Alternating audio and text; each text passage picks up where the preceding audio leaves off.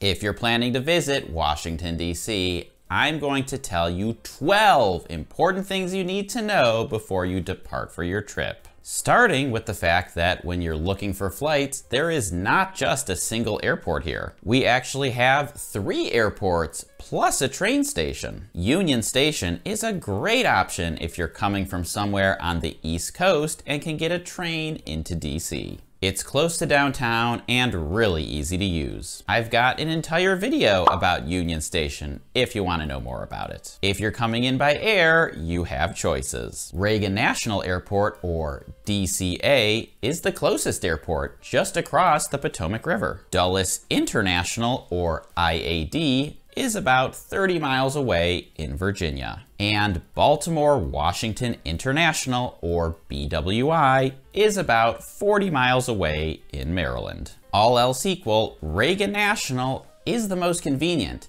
as it will get you into the city the fastest and for the least money. But ultimately, which airport is best for you depends on a variety of factors, like flight availability, price, and whether it's nonstop or connecting. If you want to go in depth on this topic, I have an entire airports guide that you can check out. By the way, if you're new around here, hello, my name is Rob. I'm a tour guide and the founder of Trip Hacks DC Tours. On this channel, I share my best tips, tricks, and hacks for visitors who want to explore Washington, DC. And I'm curious to know, if you've been to DC before, was there anything you wish you knew before your trip? Leave a comment down there and let me know. The next thing you need to know is that the most important thing to pack in your suitcase is a comfortable pair of walking shoes. When you visit DC, you are inevitably going to do a lot of walking. The best way, in my opinion, of getting around is on 2 feet. But even if you plan on mostly getting around using public transportation, you're still gonna do a lot of walking, whether that's outside on the National Mall to see the monuments and memorials, or inside around museum exhibits. Prepare your feet in advance and don't mess around when it comes to your choice of footwear. The next thing you need to know about visiting DC is that the weather is extremely unpredictable. Every once in a while, someone booked on a Trip Hacks DC tour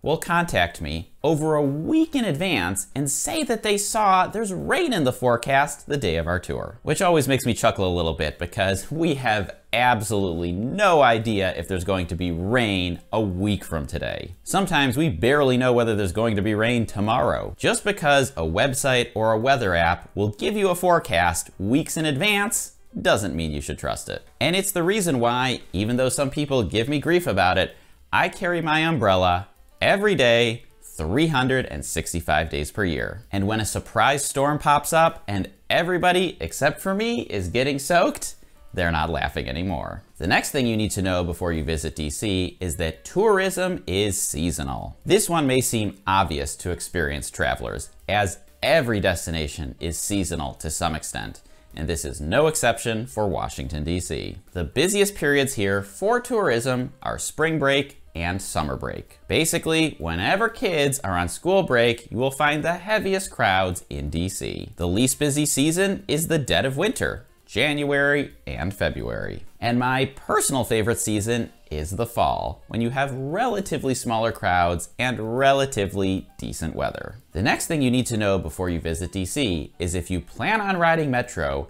you cannot share a SmarTrip card with someone else. Every rider needs their own. On Metro, you pay with a SmarTrip card by tapping in when you enter the system and tapping out when you leave. Since Metro keeps track of every rider, every person needs their own SmarTrip, whether that's a plastic SmarTrip card or a virtual SmarTrip card on your phone. Sharing is not allowed. The good news is that SmarTrip cards are very easy to get. You can buy them at the blue fare machines at any Metro station. The next thing you need to know about visiting DC is that driving your own car is the worst way of getting around. For visitors, driving in DC is frustrating and stressful. You'll need to navigate an unfamiliar street grid. You need to know exactly where you're going to park everywhere you go. And you need to be vigilant about the safety of your vehicle. If you're flying to DC, skip the rental car at the airport. There are lots of other ways of getting around. And if you are road tripping in your own car,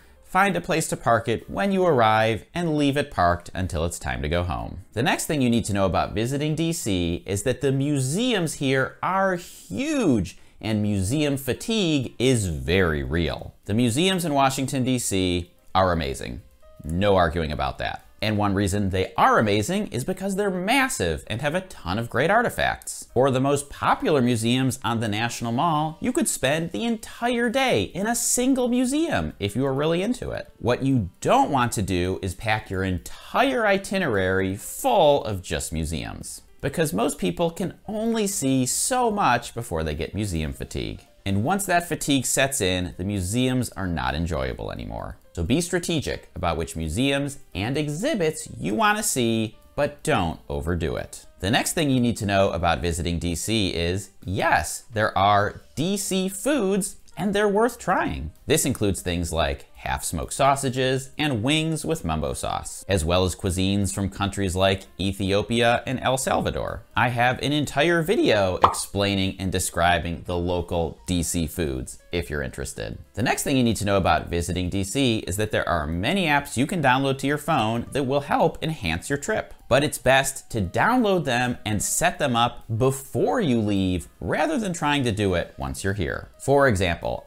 I am a huge fan of Capital Bike Share. And yes, there's a Capital Bike Share app that I use all the time, but it requires you to create an account and set up a credit card, which is much easier to do before you leave from the comfort of your home, rather than once you get here and you're in the moment. And I have an entire video about useful apps that you can check out. The next thing you need to know is that when you visit Washington, DC, you can go and see the monuments and memorials on the National Mall on your own, and it will be completely free. But if you really want to level up and enhance your trip, you should see them on a guided tour. And look, I'm not just saying this because I'm a tour guide. In my 20s, I was the kind of traveler who never signed up for tours. I always wandered around cities and just looked at stuff on my own, because I figured, why pay for something when it's already here for free? And doing it this way is okay if you're on a strict budget. But it's actually like the difference between, say, cooking your own food or eating at an award-winning restaurant. I can cook my own meals,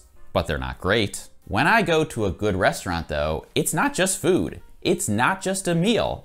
It's an experience. And a good tour will be much the same. The next thing you need to know about visiting DC is that you may need tickets for the most popular sites and attractions. And during the busiest seasons, these tickets do sell out, sometimes days or weeks in advance. What you need tickets for has kind of been in flux since the pandemic, but you generally will always need tickets for the Capitol, the White House, and the Washington Monument. Certain museums may require tickets. Certain exhibits at certain museums may require tickets. Most tours will require tickets. Any kind of performing arts, show, or sports will require tickets. So, after you've built your itinerary, go to the website of every place you want to go and see what the ticket requirement situation is. And if you need a ticket, get one right away. The next thing you need to know about visiting DC is that you're probably going to be here with a lot of 13-year-olds on field trips. And I know that navigating around these huge groups can be challenging, but the good news is that I made an entire video with tips for doing exactly that. Just click or tap right over here to check it out. Enjoy your trip.